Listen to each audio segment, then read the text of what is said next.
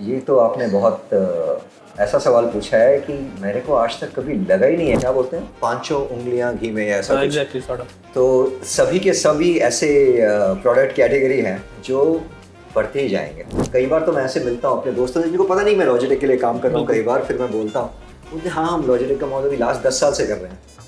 तो मुझे इस पर खुशी भी होती है और हल्का सा लगता भी है। ऐसा नहीं है कि हम 300 रुपये में माउस नहीं बेचते, बिल्कुल बेचते हैं। वो माउस भी बेचते हैं, थोड़े कॉर्डेड होंगे, वायरलेस नहीं होगा, फीचर थोड़े कम होंगे। तो 300 से लेके 10-15 हज़ार तक जाते हैं। अनुसंधान और विकास पे जितनी राशि खर्च करते हैं R&D पे, अनुसंधान और विकास तो बड़ा प्रसिद्ध वर्ड है भारत में, सभी जानते हैं। मैं तो लॉजिटिक के बिना ही नहीं जी सकता, और मैं सिर्फ अपनी तनख्वाह की बात नहीं कर रहा।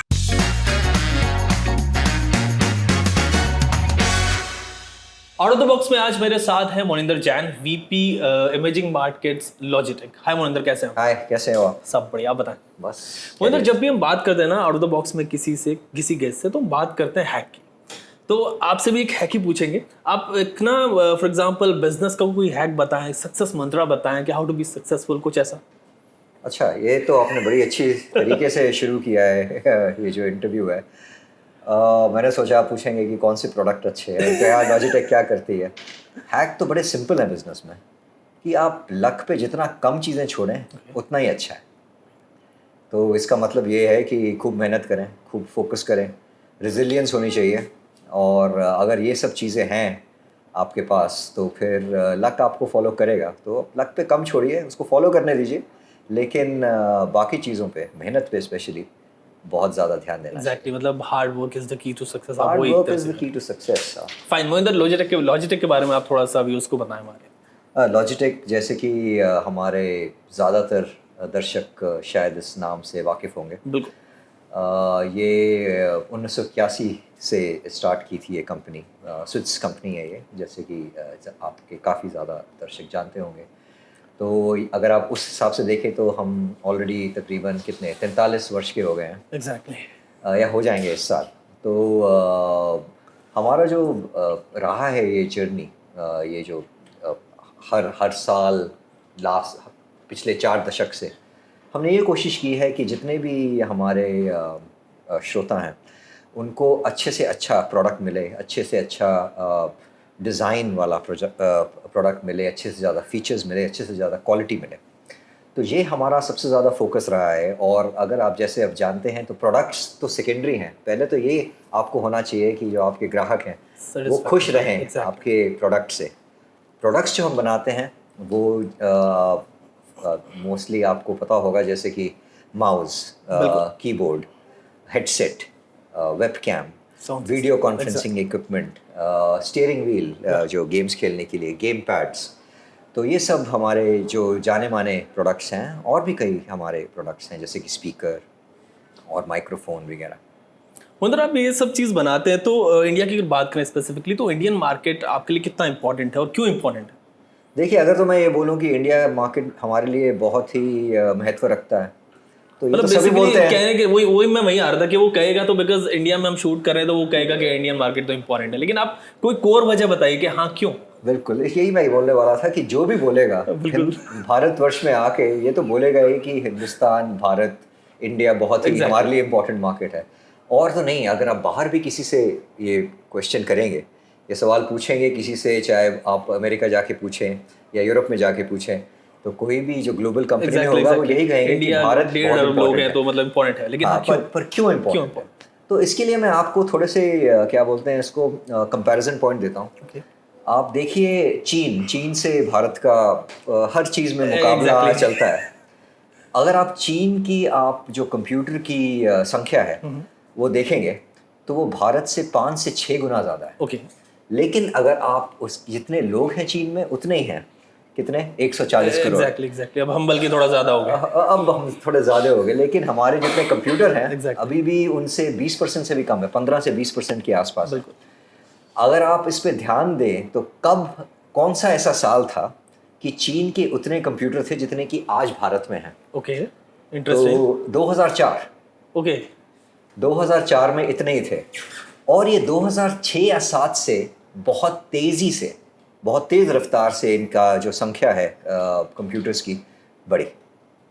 तो हमारी भी ये उम्मीद है कि भारत, जो कि अभी कुछ सालों से काफ़ी ही इन्वेस्ट कर रहा है अपने इंफ्रास्ट्रक्चर में, अपनी इकोनॉमी में थोड़ी स्टेबिलिटी है, कि शायद हम भी 2-3 साल दूर ही हैं इस मकाम से कि आपको लगे कि एटलीस्ट मैच कर लें या फिर आगे निकल बढ़ना शुरू हो। और देखिए कितना डिस्टेंस कवर करना है हमने। हम हैं अगर x पे तो हमें 5x पे जाना है। तो अब आपको समझ आता है कि भारत क्यों इतना महत्वपूर्ण है। एग्जैक्टली, अपॉर्चुनिटीज क्योंकि ज़्यादा और अपॉर्चुनिटी इतनी ज़्यादा है, क्योंकि चीन अभी कुछ सालों से तो उतना ही पे ही है जितने कंप्यूटर बेचता था, लेकिन भारत की जो संख्या है अभी वहाँ तक जानी है। तो ये तो जो हमारा बिजनेस है यहाँ पे कई गुना बढ़ेगा अभी। तो जाहिर है कि कोई भी भारत की तरफ देख रहा होगा, स्पेशली जो टेक्नोलॉजी से रिलेटेड हो, जो आप बोलते हैं hardware technology, computers. Normally India में जब टेक्नोलॉजी की बात चलती है तो लोग बात करते हैं सॉफ्टवेयर की, फर्मवेयर की, बैक ऑफिस की। बेंगलोर में जो सब हैं, वैसे भी हमारे कंपनी का भी एक है यहाँ पे चेन्नई में, लेकिन लोग हार्डवेयर और कंप्यूटर्स के बारे में इतनी बात नहीं करते।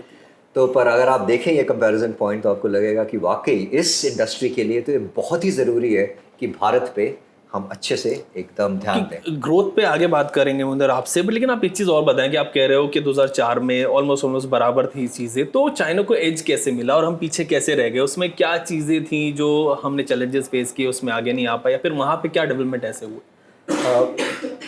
देखिए, चीन के बारे में तो चीन के ही लोग सबसे ज़्यादा आइडिया रखते होंगे, पर जहाँ तक मेरा ख्याल है जो स्टेबिलिटी चीन में रही है काफ़ी सालों से, उससे पहले भी, उससे बहुत फ़र्क पड़ा। और जो उनके कुछ सरकारें भी आई जिन्होंने काफ़ी इंडस्ट्री फ्रेंडली चीज़ें की, लोगों के लिए भी काफ़ी इनिशिएटिव लिए, जिससे उनका जो, अगर आप देखें उनका पर कैपिटा इनकम का जो कंसेप्ट है, तो भारत का जो आज है वो चीन का तकरीबन साल 2000 के आसपास था। तो उसके बाद उन्होंने जितनी इन्वेस्टमेंट की, जितना कि फॉरेन इन्वेस्टमेंट भी अट्रैक्ट की, जितना उन्होंने पॉलिसीज़ बनाई, और स्टेबिलिटी जो उस कंट्री में है ही, तो उससे काफ़ी फ़र्क पड़ा। और मेरे ख्याल से भारत उसी दिशा में अभी जा रहा है। फाइन मोहिंदर, आप ये जो पीसी पेरिफेरल इंडस्ट्री है, जैसे आप बनाते हैं प्रोडक्ट जितने भी, तो उस इंडस्ट्री को ग्रोथ कितनी आपको लग रही है कि इवॉल्व होगी वो द ईयर्स आगे? तो इसका जो उत्तर है, मतलब ग्लोबली भी और इंडिया में भी, इंडिया की तो आपने बात की कि 5x आप लग रहा होगा, बट ग्लोबली भी कितना इवॉल्व होते हुए देख रहे हैं आगे? ठीक, ग्लोबली मैं पूरा उत्तर तो नहीं दूंगा क्योंकि हम अभी भारत पे थोड़ा सा इसमें ध्यान देंगे, लेकिन ग्लोबली अगर आप देखें तो कुछ ऐसे जो ट्रेंड हैं वो काफ़ी सेक्युलर ट्रेंड है। अगर आप हमारे बिजनेसेस देखें, हम गेमिंग में हैं, हम माउस कीबोर्ड कंप्यूटर वाले में भी हैं, हम वीडियो कॉन्फ्रेंसिंग में हैं। तो अगर आप वीडियो कॉन्फ्रेंसिंग ही लगा लें तो दुनिया के ज़्यादा से ज़्यादा 10 से 12% जो मीटिंग रूम है आजकल वीडियो इनेबल्ड है। तो आप सोच सकते हैं कि कितना उसमें अपॉर्चुनिटी है। अगर आप देखें गेमिंग को, तो ये कोविड के दौरान गेमिंग ने रफ्तार पकड़ी, ठीक है, लेकिन अब तो लोगों को गेमिंग का चस्का पूरी तरह लग चुका है। हर कोई चाहिए। अरे इतना अब तो मतलब प्रोफेशन हो गया है लोगों। पहले लोग बोलते थे बच्चों गेमिंग मत करो क्योंकि आपकी पढ़ाई पे ध्यान पड़ेगा, पढ़ाई पे असर पड़ेगा, लेकिन अब ऐसा नहीं है क्योंकि ई स्पोर्ट्स एक अलग करियर बन गया पूरा। और ऐसे टूर्नामेंट के ऐसे विनिंग अमाउंट्स होते हैं जो आपके हाईएस्ट प्राइजेस हैं, वो आपके विंबलडन और यूएस ओपन को टक्कर देने वाले हैं। तो फिर बच्चों खेलो खूब खेलो। पीएम भी बुला के मीटिंग कर रहे हैं गेमर्स के साथ। हाँ, मैंने वो एक्चुअली वो वीडियो मैंने देखा, और वो वीडियो मेरे लिए इसलिए ध्यान में आया क्योंकि जब वो इंटरेक्ट कर रहे थे गेमर्स के साथ और उन्होंने कुछ यूज़ भी किया, तो उन्होंने जो हेडसेट यूज़ किया था वो लॉजिटेक का था। ये इत्तेफाक की बात है, ये और कोई बात नहीं है। तो हम ये कहते हैं कि गर्व से और कुछ कहो ना करो, लेकिन गर्व से कहो कि हम लॉजिटेक यूज़ करते हैं। Okay, so that's fine. Mohinder, आप लोग अफोर्डेबल प्रोडक्ट्स भी बनाते हो, प्रीमियम कैटेगरी में भी आप हैं। तो जैसे कि मैं आपके देखता हूँ कुछ सीरीज़ है माउस की, वो 10,000 रुपये की है, कीबोर्ड्स भी हैं 10 से 15,000 रुपये के भी हैं। तो इंडिया जैसी मार्केट में जहाँ तो प्राइस सेंसिटिव मार्केट है, तो इतने प्राइस पे चीज़ें बेचना कितना मुश्किल होता है आप लोगों के लिए? अच्छा, तो आप कई लोगों से मिलते हैं इस फील्ड में, और बाकी फील्ड्स में भी, और तो जैसे आप जानते हैं सिर्फ एक भारत नहीं है।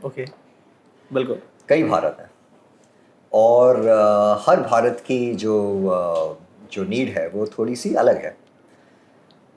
और पर हमारे जो जो आप बोल रहे हैं 10 से 15 हज़ार का माउस या कीबोर्ड आते हैं, आपको ये जान के थोड़ा सा शायद अचंभा ही हो कि इनमें से जो कीबोर्ड हैं वो सॉफ्टवेयर डेवलपर्स और कोडर्स ओके भी खरीदते हैं, क्योंकि उनको पता है कि इनसे उनकी परफॉर्मेंस काफ़ी इम्प्रूव होगी। ये नहीं है कि ये सबसे अमीर वर्ग है Okay. भारत का, लेकिन ये ऐसा वर्ग है जो समझता है कि इनसे हमारी परफॉर्मेंस, हमारे काम में बहुत ही हमें इम्प्रूवमेंट आएगी।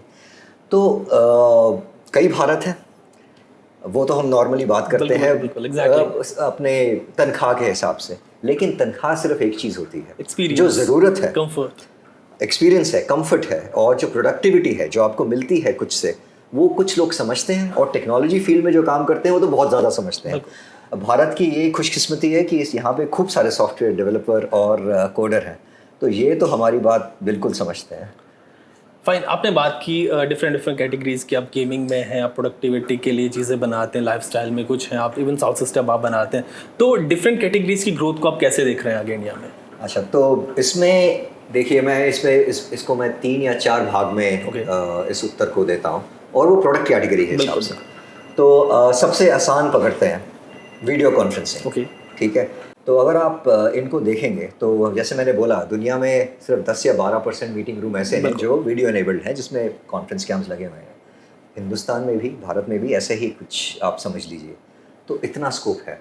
अब मैं ये नहीं कह सकता कि ये 20 पे जाएगा, ये 30 पे जाएगा, 40 पे जाएगा, 50 पे या 100 पे जाएगा। 100 पे तो नहीं जाएगा क्या, बिल्कुल। पर हम ये ज़रूर कह सकते हैं कि हर साल ये बढ़ेगा, और क्योंकि ये हर साल बढ़ेगा तो हमारी भी ग्रोथ निश्चित है इस फील्ड में। अब आप आए गेमिंग में। गेमिंग जिसका, जैसे हमने बोला, चस्का बूम कर रहा है, एग्जैक्टली। लगा लोगों को कोविड के दौरान ज़्यादा, उससे पहले भी था, और हमारे आदरणीय प्रधानमंत्री भी ये बात को मानते हैं, जैसे कि हमने डिस्कस किया। तो अगर हम आप ये देखें तो लॉजिटेक का भी यूज़ कर रहे हैं। किया उन्होंने वो एक हेडसेट। Okay. तो अगर आप देखें तो अभी तो गेमिंग की मार्केट पिकअप ही हो रही है। एग्जैक्टली। अगर मैं देखूं अपने ही, जैसे मैं एमर्जिंग मार्केट्स देखता हूं, चाहे वो अफ्रीका में हो या तुर्की, सेंट्रल एशिया, मिडिल ईस्ट वगैरह, और साउथ ईस्ट एशिया, तो हमारे कई देश हैं ऐसे, जैसे कि हुए फिलीपींस हुआ, वियतनाम हुआ।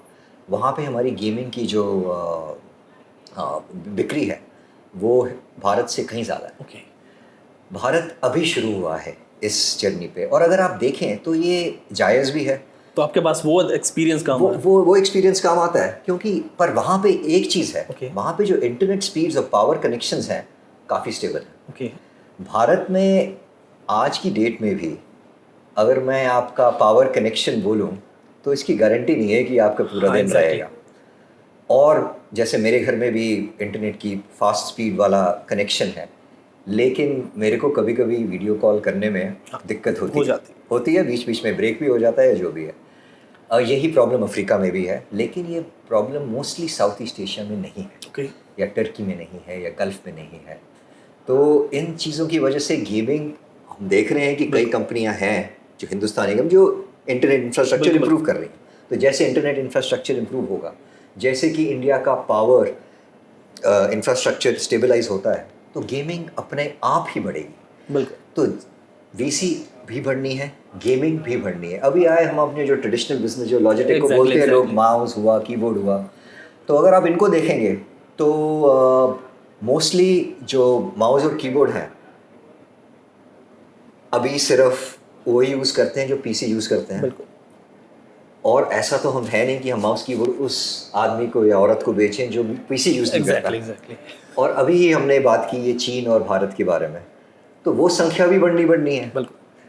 तो मैं तो बोलता हूँ कि इसका ये मतलब है कि जिसको बोलते हैं ना, क्या बोलते हैं, 5 उंगलियां घी में, ऐसा कुछ। Exactly sort of. तो सभी के सभी ऐसे प्रोडक्ट कैटेगरी हैं जो बढ़ते ही जाएंगे। तो भारत के लिए तो बहुत ऑप्टिमिज्म है। काउंटिंग बिग टाइम, मतलब इन सब चीज़ों पे फाइन, 5 उंगलियां ये सेक्युलर ट्रेंड्स हैं। एग्जैक्टली। अब वो इधर बात कर रहे थे इमर्जिंग मार्केट की, तो इनकी बात करूंगा, टर्की की आप बात कर रहे हो, अफ्रीका की बात कर रहे हो, दूसरी कंट्रीज़ की। तो यूज़र बिहेवियर में, इन सब चीज़ों में, कंजम्पशन में अगर आपके प्रोडक्ट जा रहे हैं तो उसमें कितना आपको चेंज लगता है, क्या डिफरेंस समझ में आता है उन सब चीज़ों से? मतलब देश और देश का अगर कंपैरिजन करें, अफ्रीका में या यहाँ से, मतलब कंज्यूमर टू कंज्यूमर। सी कई चीज़ें होती हैं। एक तो होता है कि उस देश में किस टाइप के उपभोक्ता हैं, ठीक है। जैसे कि मैंने बताया, हिंदुस्तान में काफ़ी ज़्यादा डेवलपर और कोडर भी हैं, काफ़ी ज़्यादा ऐसे जो फैशन आइकन और स्टाइल स्टेटमेंट, और यहाँ पे एंटरटेनमेंट इंडस्ट्री इतनी बड़ी है, ये भी है। तो कुछ ऐसे यूनिक कैरेक्टरिस्टिक्स होते हैं हर मार्केट के, तो हम पूरा एग्जैक्टली कंपेयर नहीं कर सकते। पर जैसे गेमिंग में है, अफ्रीका और इंडिया थोड़े पीछे हैं, पर वो इंटरनेट और गेमिंग की वजह से, इंटरनेट और पावर की वजह से। पर अदरवाइज बाकी जगह आप देखेंगे तो गेमिंग एग्जैक्टली बहुत बुलंदी पे है, क्योंकि हर जगह ही ये चीज़ें स्टेबल हैं, और ई स्पोर्ट्स की टीम्स भी हैं। यहाँ पे अभी कोई स्ट्रक्चर्ड ई स्पोर्ट्स का टूर्नामेंट या स्ट्रक्चर्ड कम्युनिटी नहीं है। यहाँ पे कई कम्युनिटीज़ हैं। यहाँ पे आप गिनेंगे तो 100 ऐसे कम्युनिटीज़ हैं और 100 ऐसे कंपटीशन होते हैं। कोई एक बड़ा कंपटीशन ऐसा नहीं है, कोई एक बड़ी कम्युनिटी ऐसे नहीं है, पर काफ़ी फ्रेगमेंटेड है, जो कि शुरुआत में हर इंडस्ट्री में होती है, पर धीरे धीरे कंसोलिडेट होता है।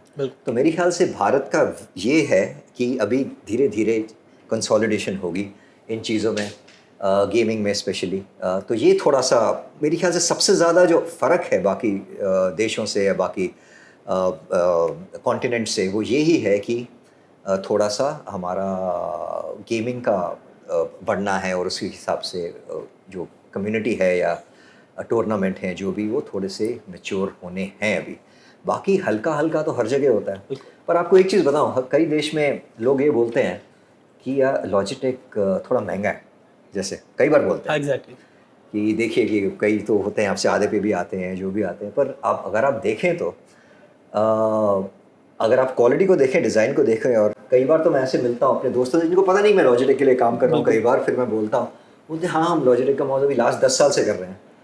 तो मुझे इस पर खुशी भी होती है और हल्का सा लगता भी है। 10 साल से तो खुशी इसलिए होती है कि देखो इतने अच्छा एक्सपीरियंस है उनका 10 साल से, पर फिर लगता है यार जैसे 3-4 साल में तो चेंज करें, थोड़ा सा बिक्री भी हो जाए।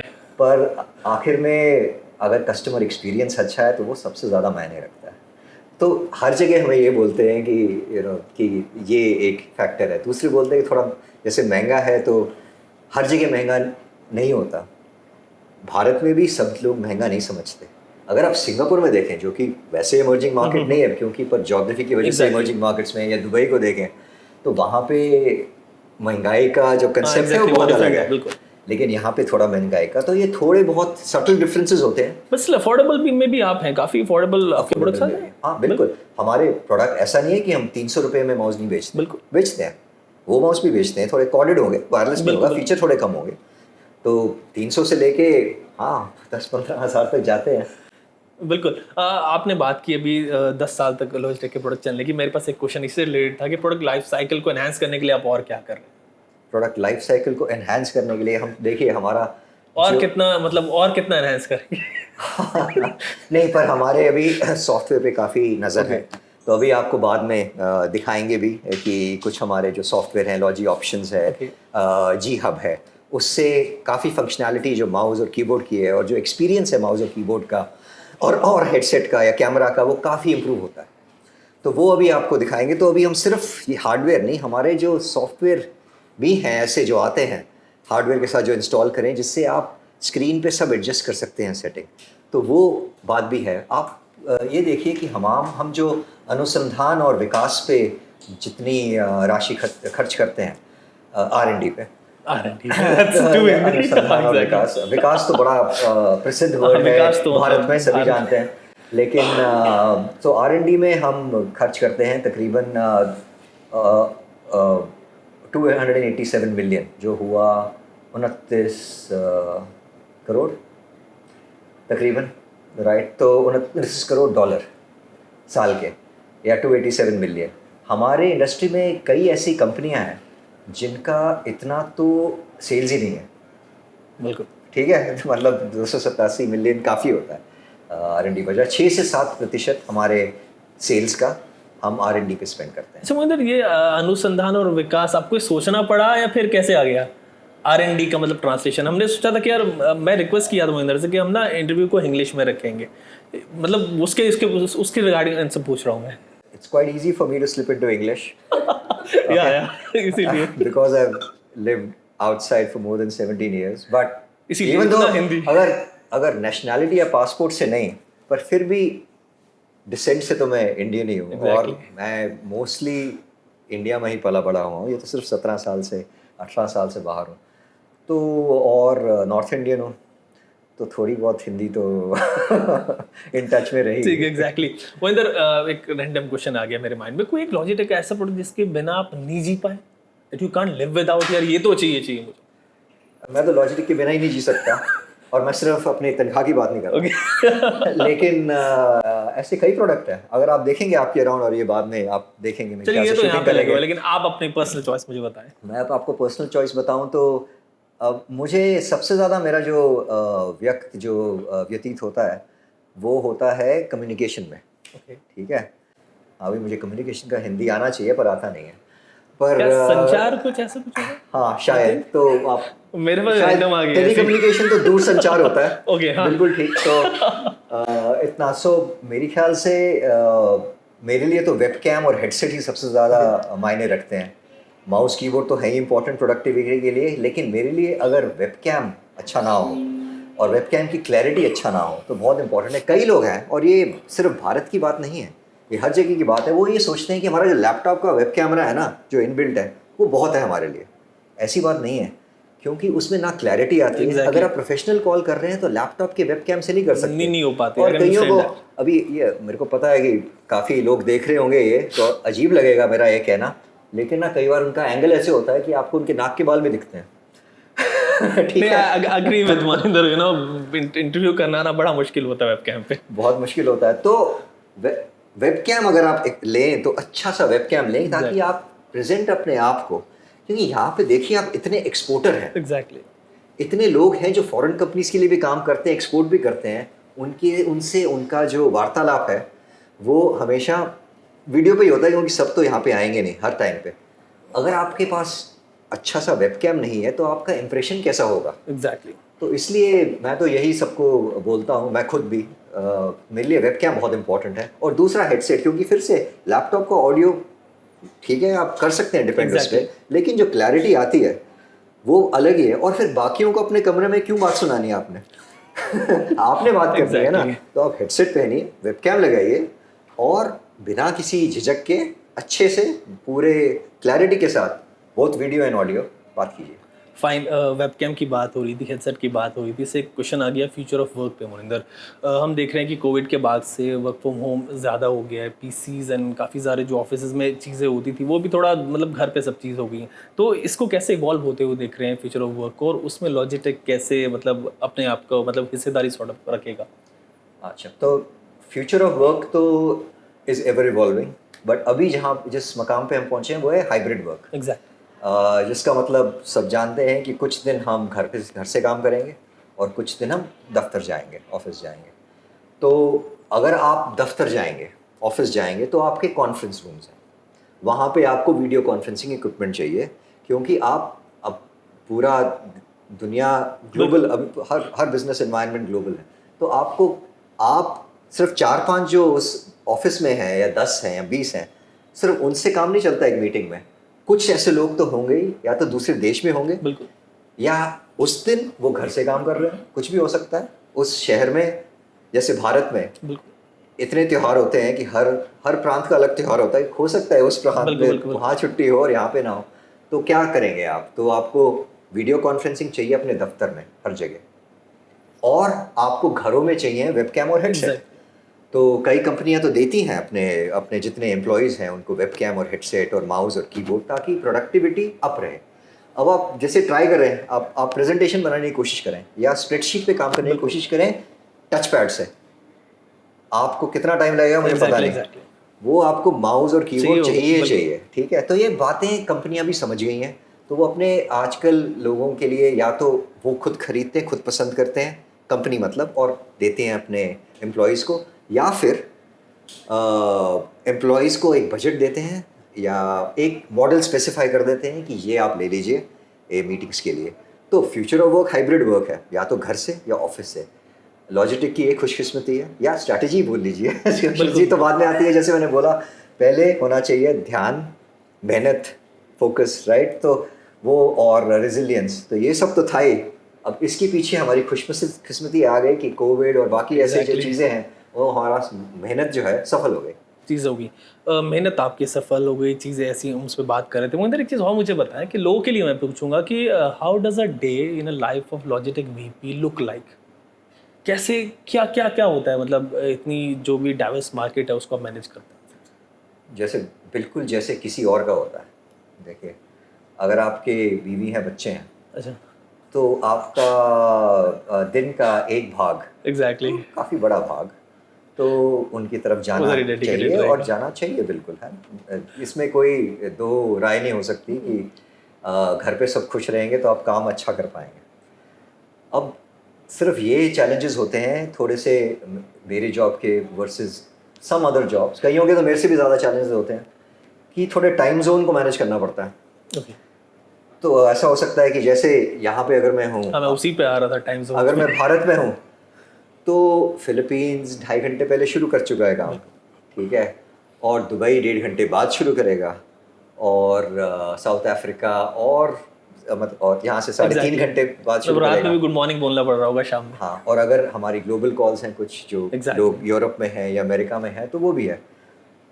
तो सबसे इंटरेस्टिंग या दिलचस्प जो बात होती है हमें अपना शेड्यूल मैनेज करने के लिए वो ये है कि आज किससे कब बात करनी है, और इतने गैप हैं कि मैं दोपहर का भोजन नहीं तो कम से कम शाम का भोजन अपने Okay. परिवार के साथ कर सकूं, या मैं ऐसा टाइम है कि सुबह सुबह जाके बच्चों को शायद स्कूल ही छोड़ा। तो ये सब ध्यान रखना पड़ता है किसी भी देश में हो कि कब किससे बात करनी है, चाहे वो फैमिली हो या जो भी हो। आई थिंक सबसे ज़्यादा ये एक दिलचस्प नेचर है। बाकी तो बहुत अच्छा है कि बचपन में और कॉलेज में और यूनिवर्सिटी में थोड़ी मेहनत कर ली और अपने इनिशियल ईयर्स ऑफ करियर में मेहनत कर ली, तो थोड़ा ये खुशकिस्मती है कि मुझे अलग अलग कल्चर एक्सपीरियंस करने को मिलते हैं, That's great. ठीक है, और हर कल्चर से कुछ ना कुछ सीखने को मिलता है हमेशा। बिल्कुल। One the most challenging product जो लॉजिटेक का आपको लगता है? Most challenging product, exactly. ये तो आपने बहुत ऐसा सवाल पूछा है कि मेरे को आज तक कभी लगा ही नहीं है। मेरे को 20 साल हो गए हैं लॉजिटेक में, और उससे पहले भी मैं 10 साल अलग अलग कंपनियों में काम किया। तो कुछ बाकी तो होगा 20 साल इसमें में तो थोड़ा सा मुझे लगाओ कि यार दिस इज अ बिट। अभी तक तो नहीं, पर अगर होगा तो मैं आपको फ़ोन करूँगा। चिकन हो और फ़ोन करने की ज़रूरत नहीं पड़ेगी, शायद मैं आपको जूम कॉल का इनवाइट दूंगा और अपने वीडियो कॉन्फ्रेंसिंग के कैमरा और हेडसेट से बात करके बताऊंगा। क्योंकि मेरे ख्याल से चैलेंज प्रोडक्ट में नहीं होता, चैलेंज आइडिया में होता है। एग्जैक्टली। जैसे कई लोग बोलते हैं आपका वीडियो कॉन्फ्रेंसिंग में या वेबकैम हेडसेट में सबसे बड़ा जो आपका कंपेटिटर है कौन है, कई लोग बोलते हैं, कई ऑब्वियस नाम आते हैं इंडस्ट्री के। हम बोलते हैं कि ऐसा नहीं है, हमारा जो कंपटीशन है वो ट्रैवल इंडस्ट्री से है। ओके, चाहे वो ट्रैवल इंडस्ट्री कार से ऑफिस जाना हो Okay. या प्लेन से किसी और शहर जाना हो, या फिर वीडियो पे वो मीटिंग कर लो आप। हाँ, वो थोड़ा सा 1-2 बार तो लोगों को मिलना चाहिए, पर ज़्यादातर मीटिंग ऐसे हो सकती है। तो आई थिंक चैलेंजिंग मैं ये कहूँगा, ऐसे हर हर हर प्रोडक्ट कैटेगरी में एक आइडिया होता है। प्रोडक्ट बेचना तो अगर आइडिया लोगों को समझ आ जाए तो इतना मुश्किल नहीं है। एग्जैक्टली। मोहिंदर, बात करते हैं लोगों से, जब आप प्रोडक्ट्स देते हैं तो उसमें फीडबैक को कैसे इनकॉर्पोरेट करते हैं? कोई एग्जांपल आप देना चाहेंगे? देखिए, जो जितने हमारे सर्विस होते हैं जैसे, और जो नए प्रोडक्ट आते हैं, हम करते हैं फोकस ग्रुप डिस्कशंस भी करते हैं, हम करते हैं एक्सपर्ट्स की राय। अब हमारी गेमिंग की प्रो सीरीज़ ले लो, हमारी गेमिंग की जो प्रो सीरीज़ है वो एक्चुअल जो प्लेयर्स हैं वर्ल्ड में, जो टॉप विनिंग टीम्स के प्लेयर्स हैं, उनकी राय लेके, उनके इनपुट्स लेके फिर बनते हैं। ओके, तो वो बताते हैं कि हमें हल्का माउस से ज़्यादा अच्छा रहता है ताकि मूव फास्ट कर सकें, या कीबोर्ड पे इस डेप्थ चाहिए हमें स्ट्रोक्स की, या हेडसेट्स पे ऐसा साउंड फीचर होना चाहिए। तो ये एक सिंपल सा उदाहरण है कि जहाँ पे हम एक्चुअल यूज़र्स, जो पावर यूज़र्स हैं या जो सिंपल यूज़र्स हैं, जो हमें पूरी राय देते हैं, और फिर वो राय को लेके हम प्रोडक्ट बनाते हैं और फिर सबके पास लेके जाते हैं। तो प्रो प्लेयर्स की इनपुट की वजह से जितने सब गेमर हैं बिल्कुल। उनको वैसा ही प्रोडक्ट मिलता है जैसे कि प्रो प्लेयर्स खेलना चाहते हैं। मोहिंदर, अभी जैसे कि एआई चल रहा है, मतलब बज़ वर्ड एआई, हर जगह जहाँ भी देखें एआई लिख रहा है। आप बेसिकली बात अभी हम कर रहे थे, आप सॉफ्टवेयर में भी काम कर रहे हैं, आप लोग हार्डवेयर में भी हैं, तो एआई को कैसे इंटीग्रेट करेंगे अपने आगे प्रोडक्ट्स में? या इस AI पे तो कैसे काम ऑलरेडी करें? इंटीग्रेटेड है हमारे कुछ प्रोडक्ट्स में, अभी आप बाद में दिखाएंगे शायद। MX Brio है यहाँ पे इसी स्टोर में रखा हुआ, तो उसमें भी AI इनकॉर्पोरेटेड है। बाकी भी हमारे काम करने के तरीके में कई जगह AI हम यूज़ कर रहे हैं और करना शुरू कर रहे हैं कई चीज़ों में। मैं ये कहूँगा कि AI के अलावा एक और इम्पॉर्टेंट चीज़ है, इम्पॉर्टेंट मुद्दा है जो ज़्यादा आसान है समझना ओके, और हर जन को करने या उस चीज़ को प्रैक्टिस करना, वो है सस्टेनेबिलिटी। एग्जैक्टली।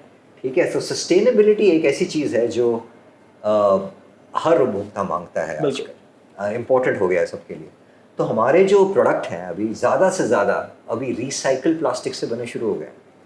एक्चुअली लॉजिटेक ने ये शुरुआत की इस इंडस्ट्री में कि हम अपने कार्बन फुटप्रिंट को मेजर करते हैं हर प्रोडक्ट के साथ। तो अभी हमारे प्रोडक्ट हैं और प्रोडक्ट के कुछ डब्बे दिखाएंगे हम आपको, पीछे हम लिखते हैं कि ये कार्बन न्यूट्रल है, ओके, अगर नहीं है तो कितनी इसकी एमिशन स्टैंडर्ड्स हैं। तो जैसे हम खाना खाते हैं, और पहले ये नहीं था, लेकिन आज 4-5 साल हो गए कि हर जगह कैलोरीज लिखा हुआ बिल्कुल आता है। बिल्कुल तो आगे जाके उपभोक्ता बोलेंगे कि इसमें कार्बन की कितनी खपत हुई, बिल्कुल। तो उसके लिए हम रेडी हैं। तो एक तो हो गया AI जो कि हो ही रहा है और हमारे प्रोडक्ट्स में इनकॉर्पोरेट हो रहा है, और एक है सस्टेनेबिलिटी।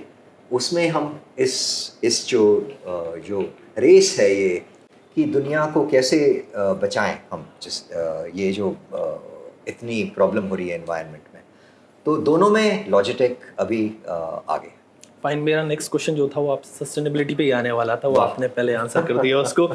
एक और चीज़ मुझे बताएं मोहिंदर, की न्यू कैटेगरीज कुछ इंट्रोड्यूस करने का इरादा है कि आगे जाके?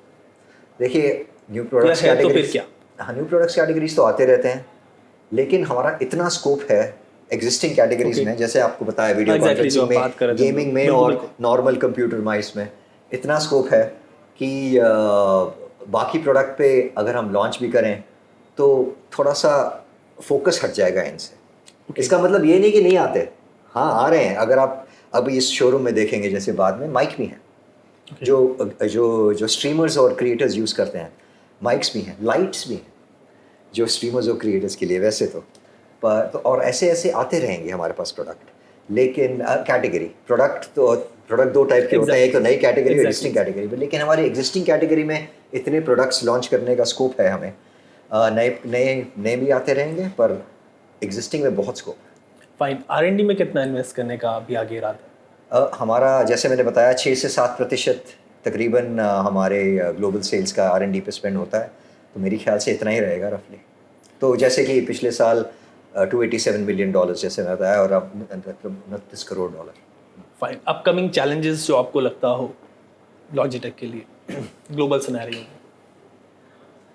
आई थिंक हमेशा मैक्रो इकोनॉमिक्स और जियो पॉलिटिक्स तो हमेशा अनप्रिडिक्टेबल होती ही है, बिल्कुल।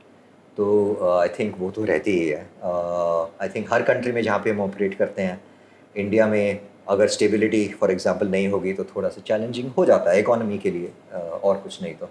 सिमिलरली अगर आप कहीं भी देखें, अभी जैसे कुछ मार्केट्स ऐसी हैं, अगर आप मेरे ही जो रीजन है उसमें देखें, तो जैसे टर्किश लिरा है। आज से 6 साल पहले मैंने टर्की को देखना शुरू किया था, तब टर्किश लिरा था 4 ओके, एक $1 के लिए, आज है 32। 6 साल में लोग बोलते हैं इंडियन रुपी इतना डिप्रिशिएट करता है, कहाँ करता है आप वो देखिए। बिल्कुल। ऐसे इजिप्शियन पाउंड हुआ 20 पे था अभी 1 साल पहले ही, या 1.5 साल पहले, आज 50 पे है।